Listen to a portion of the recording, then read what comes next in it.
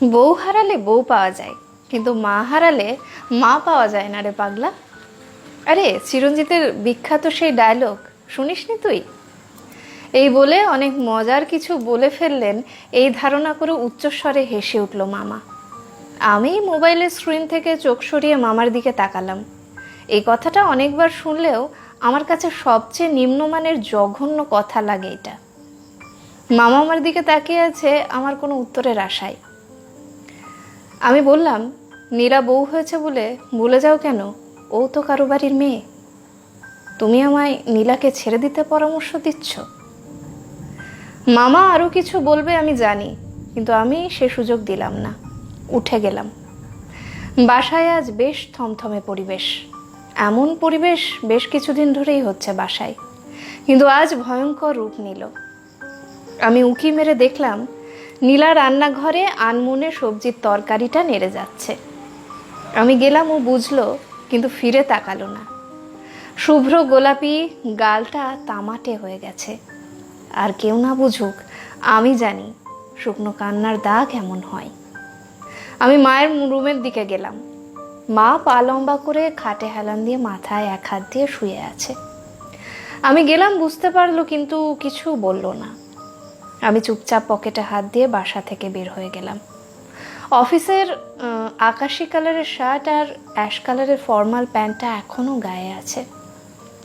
কিছু দূরে একটা পার্ক আছে, সেখানে বেঞ্চে গিয়ে বসলাম। সিগারেট খাওয়ার অভ্যেস নেই, তাও আজ হাতে নিলাম। আমি পলাশ, আমার কোনো ভাই বোন নেই। আমি মায়ের অনেক আশার ফল। আমাকে হাই স্কুল পর্যন্ত মা স্কুলে নিয়ে আসতো। কোচিং গেলে 2 ঘন্টা বাইরে ফুটপাতে পেপার বিছিয়ে গরমে পাখা করে বসে থাকতো।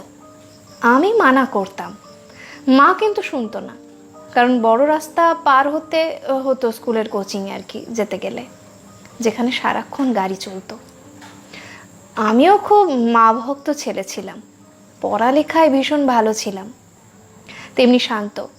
তাই যখন কেউ আমার প্রশংসা করতো, মায়ের চোখে মুখের সেই হাসির আভা ছড়াতো, তা যেন মায়ের নিজের প্রশংসার মতো। গর্বে মায়ের মাথা উঁচু হয়ে যেত।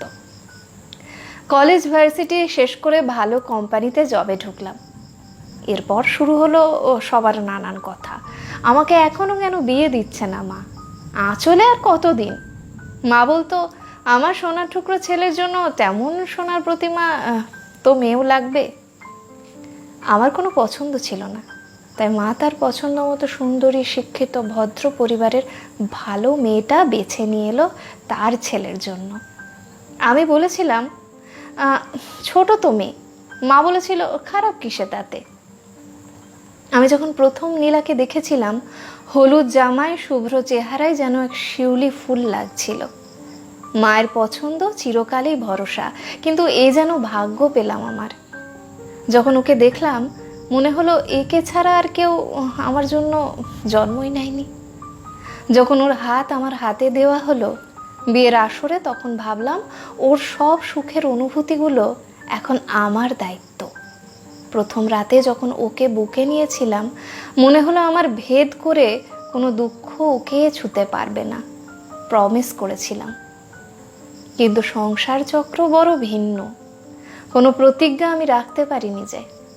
সর্বগুণ সম্পন্ন মেয়েটা বউ হতে অকর্মা আর তর্ক করা বেয়াদপে পরিণত হয়ে গেল।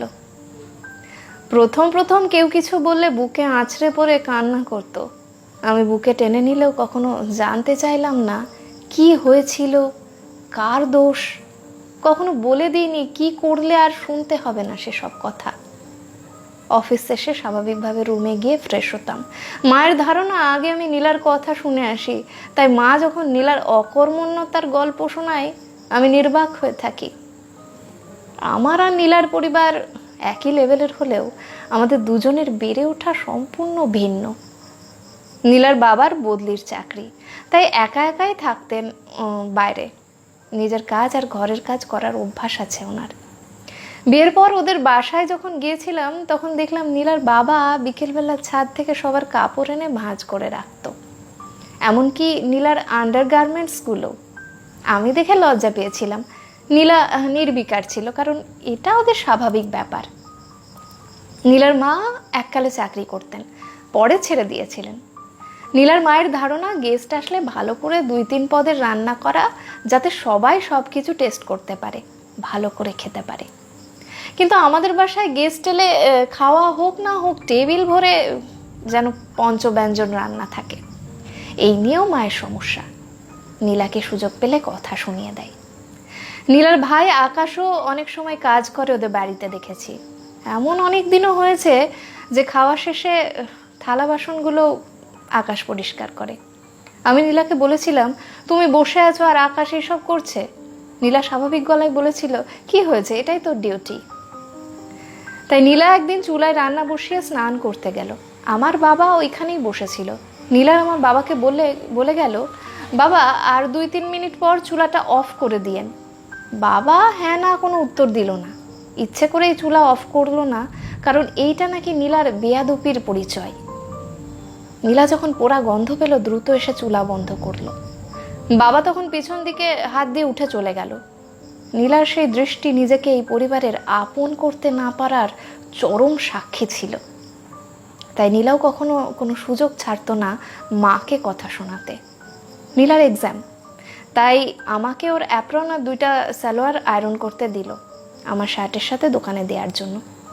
আমি দরজায় গিয়ে আবার চেক করলাম, নীলার একটা আন্ডারগার্মেন্টস পেলাম তার মধ্যে। দরজা থেকে চিৎকার করে বললাম, কি গো, তোমার এইটা সহ চলে এলো তো, নিয়ে যাও। নীলা হাতে কলম নিয়ে দ্রুত এসে আমার হাত থেকে ছিনিয়ে নিয়ে লুকিয়ে ফেললো ওনার নিচে, আর কঠিন চোখে তাকালো আমার দিকে। আমি বুঝলাম না কেন। তখন মা সিরিয়াল দেখতে দেখতে নড়ে চড়ে বলল, বাসায় সব নির্লজ্জ এনে তুলেছি, অন্যদেরও বানাচ্ছে। বাবা কি যেন একটা করতে করতে একটা তাচ্ছিল্যের হাসি দিল, মায়ের কথায় সায়ও দিল। নীলার চোখ রক্ত বর্ণ হয়ে গেল। আমি কিছু না বলে বেরিয়ে এলাম। দোষটা আমার ছিল।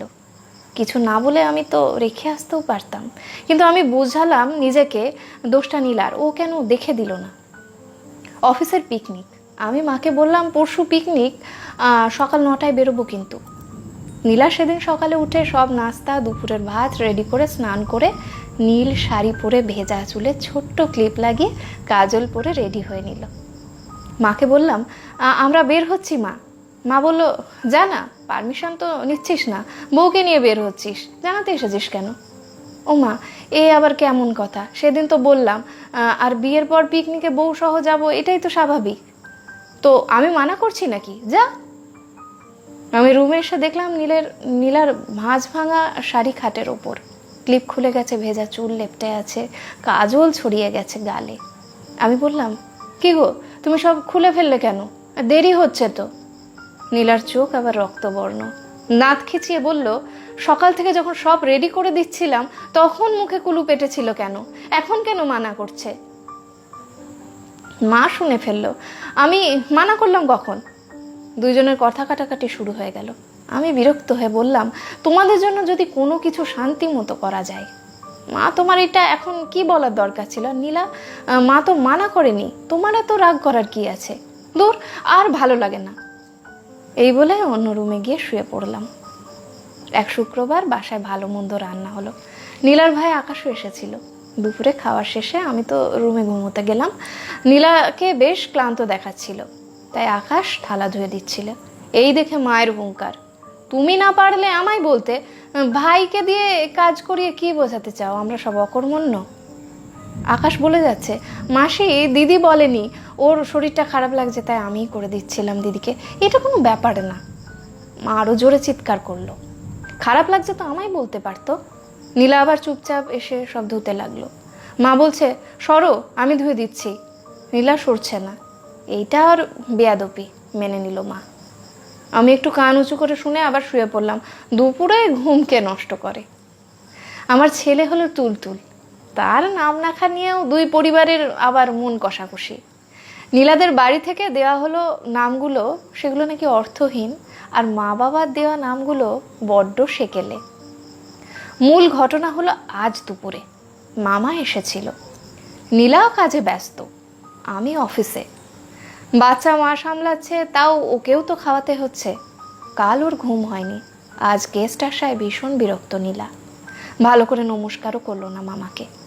একবার নাস্তা দিল নীলা, রান্না করতে গেল, আবার আবার চা নাস্তা চাওয়ায় তরকারি প্লেট পরিষ্কার করতে করতে পাকা কলার খোসাগুলো কখন ফ্লোরে পড়ে গেছে বুঝতে পারিনি।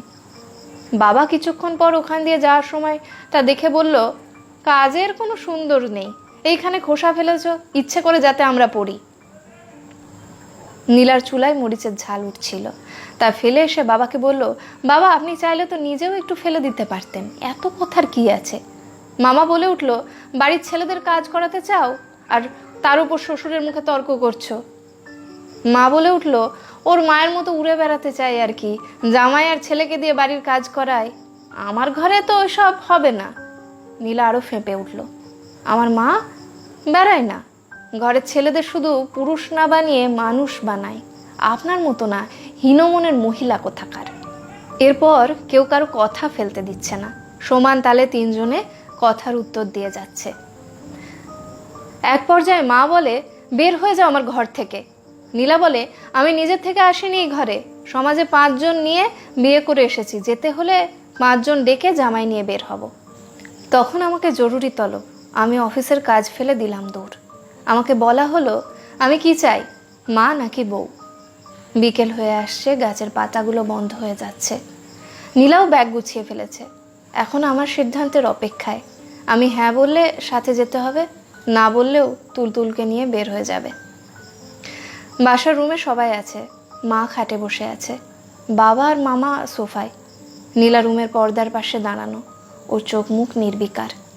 আমি অপরাধীর ভঙ্গিতে সবার মাঝে দাঁড়ালাম, কেউ কোনো কথা বলছে না। আমি একটা বড় নিঃশ্বাস নিয়ে বলতে শুরু করলাম, মা, নীলা, তোমাদের দুজনের থেকে কোনো একজনকে বেছে নেওয়ার অধিকার আমার নেই, সে অধিকার আমি হারিয়ে ফেলেছি। কিভাবে তা বলছি, এখন সে অধিকার তোমাদেরকে আমায় বেছে নেবে। তার আগে আমার কিছু কথা বলার আছে। মা, প্রথমে আমি তোমার কাছে ক্ষমা চেয়ে নিচ্ছি।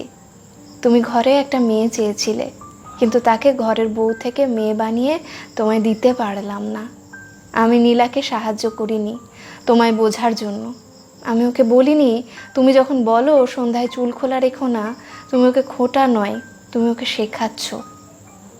আমি ওকে বোঝাইনি, মা তুমি চেষ্টা করেছিলে, কিন্তু বাবা কোনো কাজ তোমায় সাহায্য করতো না। আমি তোমার 7 রাজার ধন, তাই তুমি এসব দিয়ে আমাকে করাওনি।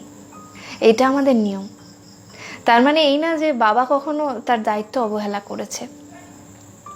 তুমি যখন সেদিন নীলা বড় মাছের পিসটা নিয়েছিল, তখন তুমি বললে পলাশ বড় মাছের পিসটা খায়। নীলা আবার রাখতে গেলে বলেছিলে, খাও খাও, এটো হাতে আর রেখো না। সেদিন নীলার কান্নাটা বুঝে আমি ওকে বোঝাইনি তুমি কতবার আমায় মেরেছিলে এটো হাতে কিছু রাখতে গেলে। সারাদিন শেষে বাসায় এলে যখন তুমিই ছিলে আমার সকল কথার ঝুড়ি, সব ছিল তোমায় জানানো, আমিই ছিলাম তোমার একমাত্র জানালা। সরি মা, আমি তা করিনি। নীলা, আমি তোমার কাছে অপরাধী, তুমি আমায় ক্ষমা করো, কারণ আমি তোমার প্রথমে ছোট ছোট মন খারাপগুলো শুনিনি, শিখিয়ে দিইনি কিভাবে তোমাকে আর এই সব কথা শুনতে হবে না। কি করলে মা উচ্চস্বরে হেসে ওঠে, কোন খাবারটা খেয়ে বাবা পুরনো কথার বাক্স খোলে। তোমার ছোট ছোট ভুলগুলো অপরাধ হওয়ার আগে নিজে বলে তোমাকে বাঁচিয়ে দিইনি। আমি তোমার আর মায়ের সম্পর্কটা কখনো স্বাভাবিক করাই চেষ্টা করিনি। যেখানে তোমার খারাপ লাগলে তুমি মাকে বলতে পারোনি, মা আমার শরীরটা খারাপ লাগছে, আপনি এটা করেন তো প্লিজ। কি সহজ ব্যাপারটা তোমাদের মনের দূরত্ব এত জটিল করে তুলেছে যে। সেদিন আকাশের থালা ধোয়াতে মায়ের চিৎকার করাটা কত স্বাভাবিক ছিল, আর তোমার চুপ থেকে আবার তা করতে থাকা নীরবতায় কত রাগ অভিমানের গভীরতা ছিল আমি বুঝতে পারিনি যে। তাই আমি তোমাদের অপরাধী। এখন মা, তুমি যদি বলো আমি তোর জন্য সব বিসর্জন দিয়ে এত বড় করেছি, তুই বউ ছেড়ে দে, আমি ছেড়ে দেবো মা। কিন্তু আমাকে তুমি আর সংসারই করতে পারবে না, কারণ তোমার পছন্দের সর্বগুণে সম্পন্ন মেয়ে যখন এই সংসার ছাড়তে হবে, তখন আমি আবার কোন সর্বগুণ সম্পন্ন নীলা এনে অকর্মণ্য বানাতে পারবো না। আমাকে দিয়ে হবে না। নীলা, তুমি যদি বলো তুমি আমার বিয়ে করা বউ, আমাদের বাচ্চা আছে, তোমার আইনি অধিকার আছে আমার উপর, আমাকে তোমার সাথে যেতে হবে, আমি বাধ্য, কিন্তু আমার কাছ থেকে তুমি কোনো দায়িত্বের আশা রাখতে পারবে না। কারণ যে ছেলে মা বাবা একা ফেলে যাবে তার কাছে তুমি কোনো মূল্যবোধ আশা রাখতে পারো না। এখন তোমরা বলো আমাকে কিভাবে ভাগ করতে চাও? আমার মুখের হাসি, বুকের শান্তিটা নীলার সাথে বিদায় করে আমায় রাখতে চাও, নাকি নীলা আমায় সারা জীবনের আত্মগ্লানি নিয়ে মাথা নুয়ে জীবন্ত মূর্তি বানিয়ে নিয়ে যেতে চাও? কেন আমাকে বলা হচ্ছে মা নাকি বউ? কেন মা আর বউয়ের মধ্যে অপশান থাকবে যখন মা আর বউ ছাড়া সব কিছু অপূর্ণ? কেন ওদের মাঝে নাকি শব্দটা আসবে? তোমরা বলো কিভাবে ভাগ করব এই ভগ্নাংশ? একটানা কথাগুলো বলে আমি ক্লান্ত হয়ে গেলাম। অনেকক্ষণ নীরবতা, সবার চোখে জল গড়িয়ে একাকার। কোথায় যেন সন্ধ্যা প্রদীপ জ্বেলেছে, ধূপের সুবাস আসছে। কিছুক্ষণ পর মা গলা খেকিয়ে বলল, তোমার মামা চলে যাবে তো? একটু আদা চা করে আর ময়দা বেলে লুচি বানাও, পারবে তো? নীলা চোখের পানি মুছতে মুছতে হেসে বলল, এখনই করে আনছি মা। উড়ন্ত বেলুনকে হঠাৎ ফুটো করে দিলে যেমনটা করে ফুস করে মাটিতে পড়বে, আমি তেমন করে বসে পড়লাম মায়ের পায়ের কাছে। মায়ের কোলে মাথা রেখে এতক্ষণে টালমাটাল শরীরটা সামলাচ্ছি। মা চুলে হাত বুলিয়ে বলছে, যা অফিসের কাপড় জামাগুলো ছেড়ে আয়। আমি রান্নাঘরে গেলাম। নীলা লুচি বেলছে, আমি গিয়ে জাপটে ধরলাম ওকে বুকে। কারো মুখে কথা নেই, কিন্তু আমার বুকটা যেন গরম কোনো তাওয়ায় এক টুকরো বরফ ছাড়লো কেউ। ছ্যাঁত ছ্যাঁত করে আওয়াজ করে গলে যাচ্ছে সবটা। আর একটু পরে সব গলে পানি হয়ে গেল। সব জমানো কষ্টগুলো এখন যেন অনেক দিনের অব্যবহৃত পুকুরের শান্ত জল কোনো।